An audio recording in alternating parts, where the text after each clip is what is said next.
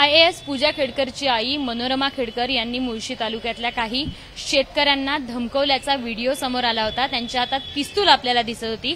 हा सगळा प्रकार एबीपी माझाने समोर आणल्यानंतर आज त्यांच्यावर कारवाई करण्यात आली आहे आणि त्यांना अटक देखील करण्यात आली आहे। ज्या शेतकऱ्यांना त्यांनी धमकावलं होतं ते पासलकर कुटुंबीय होतं, तेच कुलदीप पासलकर माझ्यासोबत आहेत। सर, आज फायनली त्यांना अटक करण्यात आली आहे, काय नेमकी भावना आहे? प्रथमतः मी एबीपी माझा आणि मंदार सर गोंजारेंचं आभार मानतो, कारण का त्यांनी ह्या प्रसार माध्यमात सुरुवात त्यांनी केली आणि व आमची बातमी त्यांनी खूप ह्याच्यावरती हे केली। त्यामुळं आम्हाला आज जो काय न्याय मिळतोय आज ते सर्व त्यांच्यामुळं।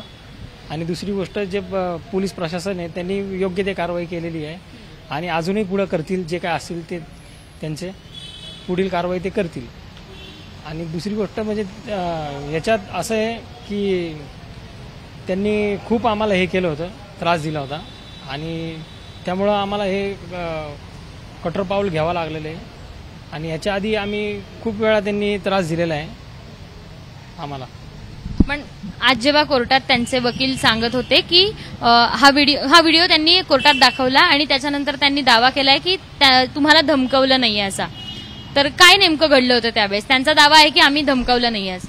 नाही, तुम्ही धमकावलं नाही, मग तुम्ही आलते कशासाठी? तुम्ही जीसीबी पॉकलेट तुम्ही 10 बॉडीगार्ड घेऊन येता, बंदूक घेऊन येता, मग तुम्ही काय आम्हाला चौकशी करायला आलते का? आमची विचारपूस तुम्ही धमकावायलाच आलते आम्हाला, व आमच्या आधी आमच्याबरोबर तुम्ही केलेलं आहे ते। आणि त्यावेळी तुम्ही खूप आम्ही बोलायची बी गरज नाही जास्त, सगळं प्रसार माध्यमांनी यांनी बघितलेलं आहे की त्यांची काय त्यांची हे उत्तर असतात आणि काय प्रतिक्रिया, ते काय रिॲक्ट करतात लोकांसंग। त्यामुळं आम्हीच काय ते पोलीस वगैरे आणि ह्यांच्याशी बी ते काय वागले मीडियासंग ते। मग तुम्ही विचार करा की हे लोक जर एवढ्या मोठ्या लोकांसंग जर अशी वागणं असतील तर सामान्य शेतकऱ्यांबरोबर हे काय करत असतील, म्हणजे काय प्रकारे हे आमच्याबरोबर हे करत असतील, ह्याचं शासनाने बाकी लोकांनी दखल घेतली पाहिजे, आमचं एवढंच म्हणणं आहे। आणि ह्याच्यावरती जी चौकशी आहे ही जी चाललेली आहे ही योग्य आहे आणि अजून सखोल चौकशी करून सगळ्यांवरती जेवढे गुन्हे आहेत सगळ्यांचं हे व्हायला पाहिजे। आता दिलीप खेडकरांनी एका मुलाखतीत म्हणले की गावातल्या ठिकाणी जाताना आम्ही पिस्तूल कायम सोबत नेतो कारण धोका असतो। तुम्ही सगळे गावकरी तिथेच राहता, काय नेमकी परिस्थिती आहे त्या गावातली? आम्हाला तरी कधी असं वाटलं नाही की आमच्याकडे पिस्तूल असावं म्हणून, कारण का तिथं शेवटी काय आम्ही पूर्वपासून राहतोय, आज नवीन नाही आम्ही तिथं, त्यामुळे आम्हाला शेवटी आम्हाला सवय आहे। आणि दुसरी गोष्ट आणि त्यांनाही काय असं काय हे नाही आहे, ते कशासाठी आणतात ते त्यांनाच माहिती आहे, कारण का त्यांना असेच काहीतरी हे करायचे असतात त्यासाठी आणत असतील।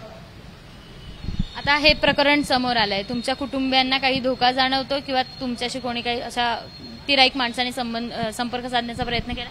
असं तर अजून तरी नाहीये कोणी संपर्क साधण्याचा प्रयत्न केलेला, पण आम्हाला एवढी खात्री आहे की त्या लोकांपासून आम्हाला धोका आहे, कारण का त्यांची म्हणजे बोलण्याची आणि याची जे आहे लँग्वेज त्याच्यावरून आम्हाला पूर्णपणे माहिती आहे की हे पुढे जाऊन आम्हाला त्रास देणार 100%।